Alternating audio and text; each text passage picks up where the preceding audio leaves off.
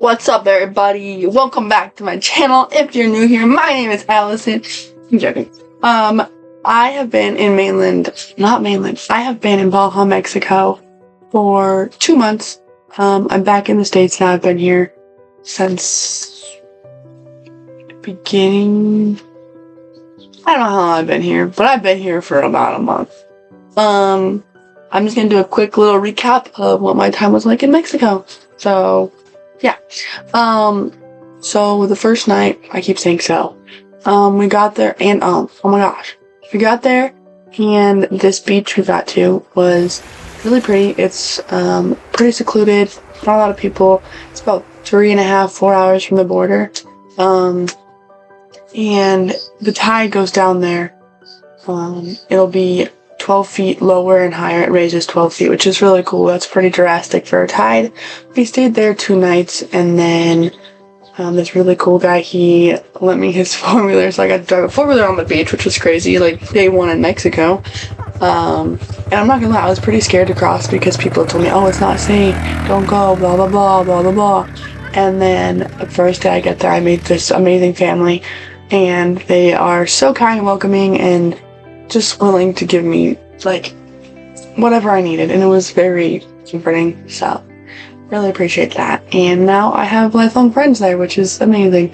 But anyways, after we were there, we went to the hot springs, and in the hot springs, it's cooled by the ocean, and so when the tide's out, it's super hot. When the tide's in, it's really cold. It's like I had at just the perfect time when the tide's going out, but not all the way out, and it's like perfect. So I got to go there a couple times, and I was like one of the only ones there. And then I crossed the border with 3 other people, and day one we kind of split up and went our separate ways, but my friend and I stayed together, and her and I were walking on the beach one night, and we saw we were walking and look at the stars, and we look over here, and there was this huge glowing light going across the sky, and we're like, what is that? Turns out it was not an alien or Jesus coming back. It was just Elon's rocket, which was really cool. It was really cool.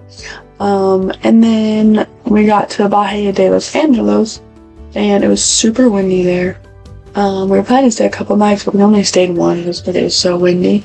But there was dolphins out in the water playing, and I went for a little walk, and I did find a deceased dolphin.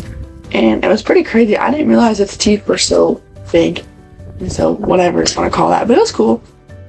So then after Bahia de Los Angeles, we crossed to the other side, from the Sea of Cortez side to the Pacific side. And we went to Guerrero Negro, which is kind of like a fishing, more industrial town.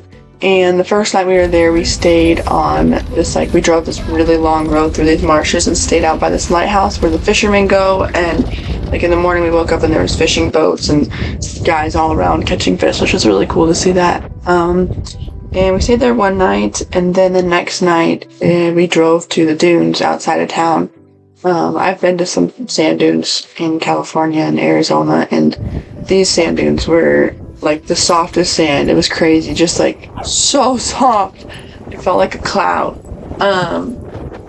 And then we got up the next day and we went and saw whales. We went on a whale watching tour, and on our way out to watch whales, we passed the salt factory, which was cool. They have they mine, I don't know what you call that, mine salt, make salt, I don't know what it's called. But there's huge barges like this one with this salt all over it. It's crazy. And we were supposed to have 5 other people on our boat, but they couldn't make it, and so my friend and I were the only ones on this boat, so we got this private boat tour to watch whales, which was super special. And we got to see them off in the distance playing and jumping, and then this whale came right up next to our boat, and she swam right by us, and super special, super beautiful, very graceful creatures, huge, crazy, graceful creatures. And after we were there for those 3 days in Guerrero, we headed down to Mulegé, where we stayed at Playa Los Cocos. It was this gorgeous beach. This was the sunrise one morning. I slept outside, and I woke up to this, paradise. Are you kidding me? And I'd seen this guy walking on the beach, and I was like, what is he looking at? So I walked over there, and in the morning and evenings is when the stingrays will come out, because it's too hot during the day, or I don't know why they don't come out during the day. But I walk over there, and there's these stingrays. It's mating season, and so they're all just like messing in the water and playing, and you can watch them. They'd shake and bury themselves, and all you can see is their eyeballs. It was so cool. That was fun to see. And then I went for a walk, and I saw a little jellyfish. I tried to put him back in the water. I don't know if he lived or not, but it's okay. And then I met some guy there. He got this huge orange fish. It was crazy. And it was really funny because while I was watching him, I turned around and all these pelicans are just behind me, just right there, like, where's our bite? And they were really funny little birds to see.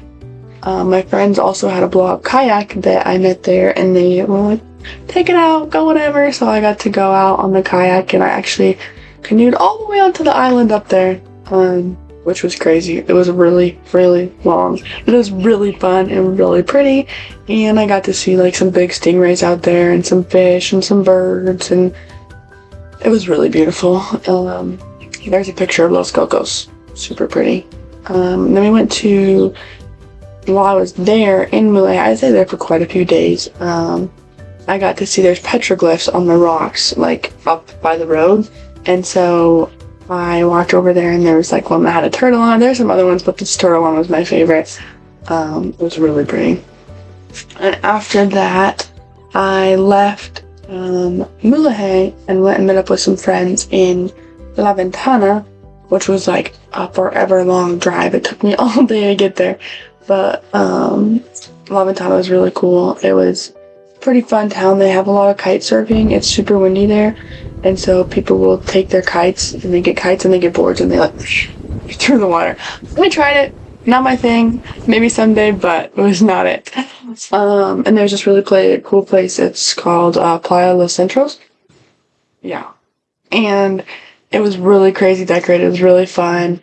There's live music going on all the time. It was really pretty. Like, everybody was just playing music. Like, you could go here, and there's the music here, here, here. Pretty uppity, fancy, fun little town. We stayed there for about a week. There was like, one night there was, our friend did music. One night there was karaoke. One night there was ping pong. One night there was salsa. Like, something going on all the time. Just a really fun little town. It was also manta ray season, and so they were jumping all over in the water and splashing, and one of them had washed up on the water, so that was pretty cool to see. And then a wedding reception, and there was this guy, a crazy wedding reception, but there was this guy up on top of this tower thing spinning fire, and it was really cool to watch him spin fire. He was really good at it. And I met some really awesome people at Los Centros who invited me to come make drums with them, so I got to go experience making drums with some really special people. And that was really cool to see, like, make the process. You whittled down sticks, and you got the goat hide and stretched over and put your pegs in and let it dry, and then they did like a whole little ceremony. So that was really cool to see that. I felt very, very fortunate to have met them and get to experience that with them. It's not something I would have done, but I'm very grateful that it happened, and I met some really special people. And then after we left there, we went up in the mountains to a waterfall, and we stayed in a football court. And at the soccer court, there was cows all over, just cows. Oh, look, there's a cow. They would like, my friend had tortillas, and he was feeding him tortillas. We stayed there for one night, and then went and jumped off the waterfall. That was scary. I was like, I jumped, and I'm like, oh, I should be hitting the water. I was like, oh, I haven't hit the water yet. And then I hit the water. I was like, oh my goodness. And we drove on. The East Cape is this really long, like, dirt road that no one takes. Well, we decided to take it in my bus. It was really pretty, really fun. I would recommend it. Take your time, go slow, see things. You don't need to go fast. The waves, the water there was so clear, so pretty. There was some sand dunes. One, like, I slept with my doors open. I was so, like, secluded and no one was there. And I woke up to this most beautiful sunrise, like, on this hill. And it was unreal. Unreal. And then went through Cabo. Didn't spend much time in Cabo. I got my laundry washed and headed out. Not a fan of Cabo. We stayed one night there, I guess, but no, too many people. And from there, we found this little, like, beach nook tucked away. We had a little campfire, made dinner. It was really special, really fun. Hung out there for a while. The waves there were probably the craziest waves I saw the whole time I was in Mexico. They were just huge, crashing waves. And then at the end of the East Cape, we went to La Fortuna, and there was a lot of, not a lot, but there was some surfing going on, and there was some whales, like, that jumped right off the shore, just like mom and baby splashing around. And I actually got to try spitting fire for the first time, which was really fun. I had never done that. And after that, we went to, or La Fortuna would have been before Cabo. So that was before Cabo. Then we went to Cabo after La Fortuna. And we went after Cabo to Cerritos. And this place was my favorite place I went. It was really chill. It was a surf town. There's this old abandoned building I got to go look around in. My friend, I ride horses back home, and my friend knew that, and so there was a guy that had horses on the beach. He's like, oh, can my friend ride? And so I got to ride on the beach, which was a dream. Check that off my bucket list. I loved it. It felt so good. And then I went to Todos Santos. Todos Santos is a gorgeous town. They had this little tree where you could put, like, you could share a thought, inspirational quote, like something like that, and you could see, like, it was just, like, blowing in the wind, and all these people had done it, and that was something really special. And the colors there were just, like, so pretty. Everything was, like, colorful and bright and happy.